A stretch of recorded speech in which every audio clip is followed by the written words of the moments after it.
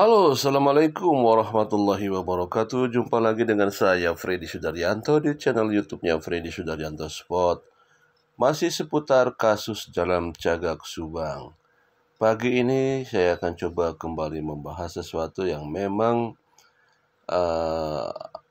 masih berkaitan dengan kasus Subang, yaitu ada hal yang memang kalau memang itu pun memang dibuka, ya memang ini akan menjadikan suatu titik terang. Kita pernah dengar bahwa di satu media, yaitu di salah satu channel YouTube, yang terus menggaungkan atau masalah banpol. Tetapi juga bukan hanya salah satu channel tersebut, malah ada beberapa juga pihak yang mengatakan bahwa kalaupun ini diusut banpol, ini akan menarik. Baiklah, saya akan coba membahas ini, yaitu dari salah satu media,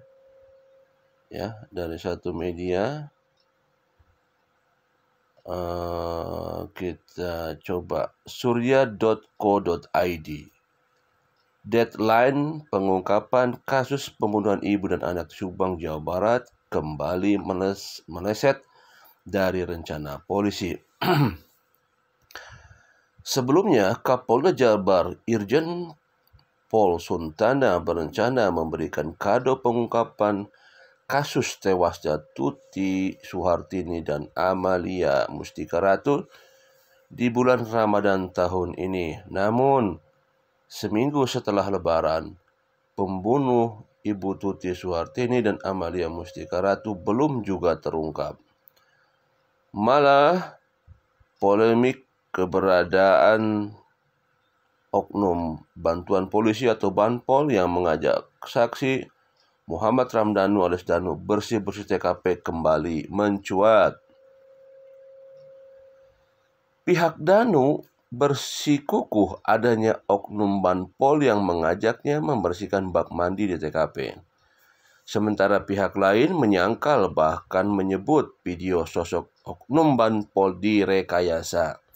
Berarti ada satu perselisihan antara kedua ya. Terkait hal ini, kuasa hukum Danu Bapak Ahmad Taufan Sudirjo menyebut ada sosok kunci yang bisa menjawab polemik banpol ini.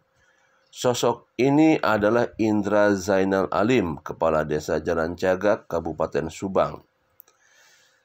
Indra Alimlah yang pernah menemui oknum banpol ini untuk dimintai keterangan terkait kesaksian Danu.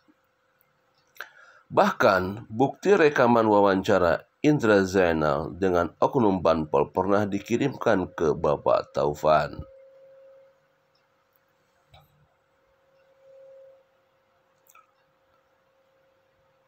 Saya mendapat rekaman omongan langsung, itu kata Bapak Ahmad Taufan ya. Jadi langsung mengatakan Bapak Ahmad Taufan, saya mendapatkan rekaman omongan langsung banpol dari Pak Kades, dikirimkan langsung Pak Kades, itu kata Pak Ahmad Taufan. Kalau kita mau tanyakan yang sebenarnya, kita tinggal hubungi Pak Kades karena Pak Kades yang mengirimkan rekaman itu, ujarnya.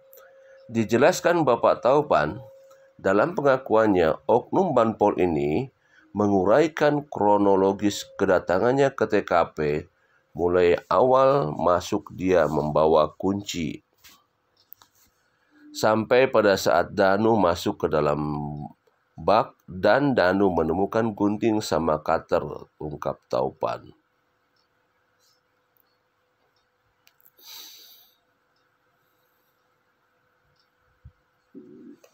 Kemudian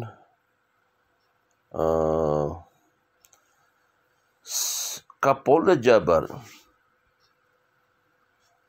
maaf ya, kita lihat kembali.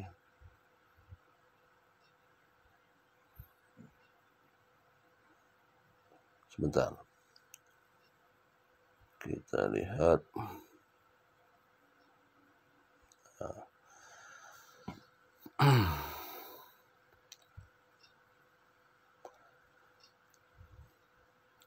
Oknum Banpol ini juga mengaku sempat menelepon komandan atau seseorang di Polsek Jalan Cagak.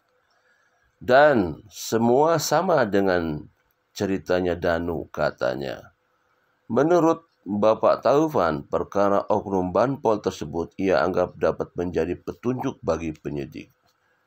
Bahkan Bapak Taufan mengungkap semua bukti terkait Banpol tersebut seperti foto dan pernyataan Yoris telah disampaikan ke Polda Jabar.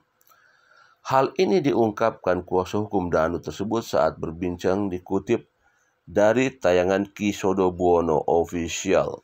Banpol itu sudah kita sampaikan ke penyidik. Itu kata Bapak Taufan. Jadi sudah memberikan statement ya. Semua bukti dari handphone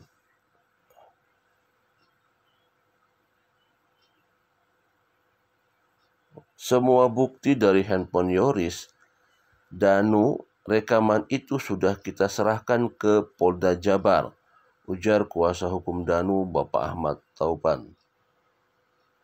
Lebih lanjut, Bapak Taufan mengatakan keheranan dirinya terkait oknum Banpol yang digembar-gemborkan. Menurutnya, perkara Banpol tersebut justru dapat dijadikan pengembangan penyidik dalam mengungkap kasus Subang ini. Kalau ada orang sanksi masalah foto, silakan. Itu bagian kreativitas para konten kreator, kata Bapak Ahmad Taufan. Jadi kita lihat bahwa Bapak Taufan sendiri mengatakan menurutnya perkara Banpol tersebut justru dapat dijadikan pengembangan penyidik dalam mengembangkan kasus Subang ini. Artinya sama-sama ya, sama-sama juga. Bapak Taufan lalu mengibaratkan jika memang Banpol itu, Bapak Taufan lalu mengibaratkan jika memang Banpol itu keberatan atas pengakuan Danu yang sudah dimasukkan ke BAP, tentu dia akan melaporkannya.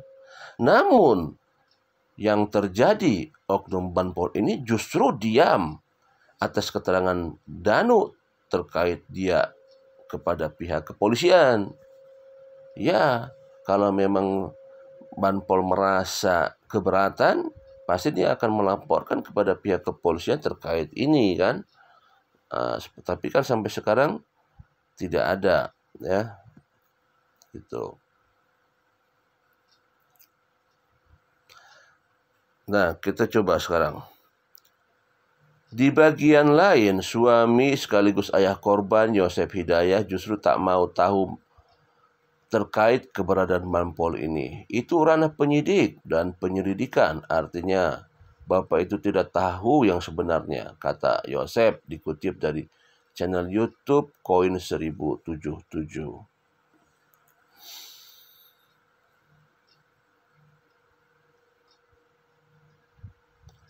Menurut Yosep,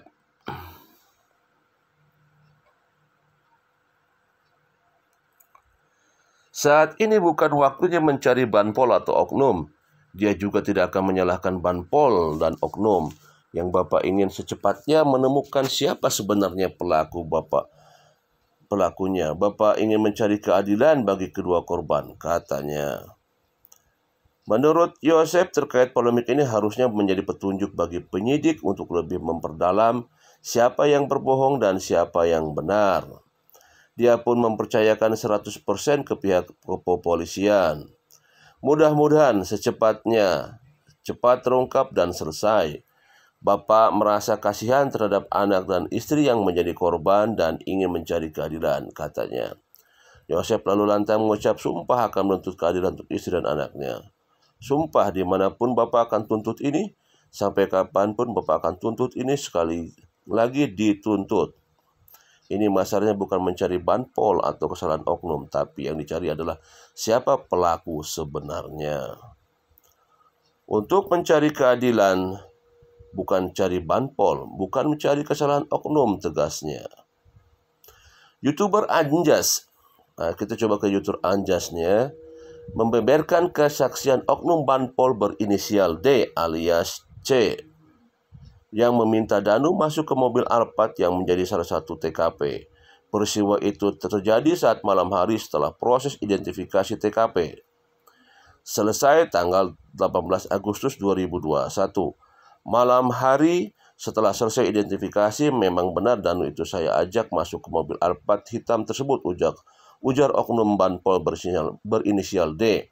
Anjas menceritakan klarifikasi oknum Banpol D yang berinisiatif membawa mobil Alphard ke Polsek Jalan Cagak. Hal itu lantaran tak ada rekannya yang mau membawa mobil itu. Lalu kata Anjas, Banpol itu mengaku meminta bantuan Danu karena tidak ada temannya di TKP.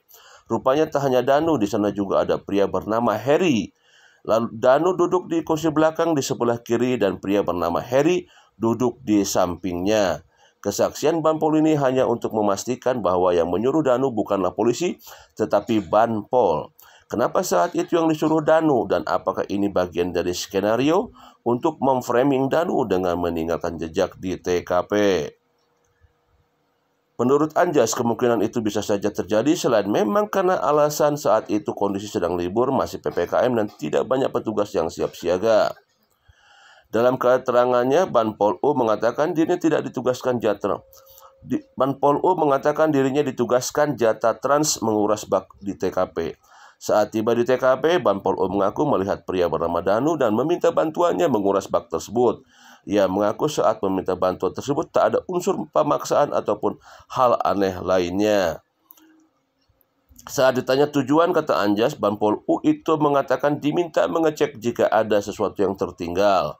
Hal ini memunculkan dugaan Danu sengaja di-framing di kasus ini karena seharusnya pekerjaan menguras bak mandi itu sudah selesai ketika olah TKP. Demikianlah pembicaraan kita masalah ini. Itulah kesaksian-kesaksian masalah Banpol, termasuk Anjas Thailand juga telah memberitakan karena Anjas Thailand mendapatkan rekaman ini dari Pak Kades.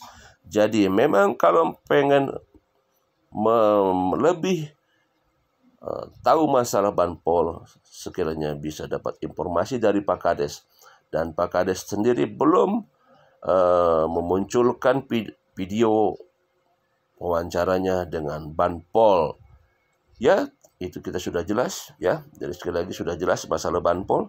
Sebenarnya yang dicercer jangan Danu dan dengan Danu, tetapi justru adalah wawancaranya Banpol dan Pak Kades. Itulah sebenarnya yang harus terus dikejar sampai kita harus tahu apakah itu pun jadi suatu alat buat nanti sebagai amunisi. Kita tidak tahu semuanya. Kita tunggu saja bagaimana supaya kasus ini bisa terang benderang. Demikian materi pagi ini seputar masalah Banpol. Mudah-mudahan kasus ini bisa terungkap. Kita doakan semuanya dan terima kasih kepada rekan yang sudah menonton. Assalamualaikum warahmatullahi wabarakatuh.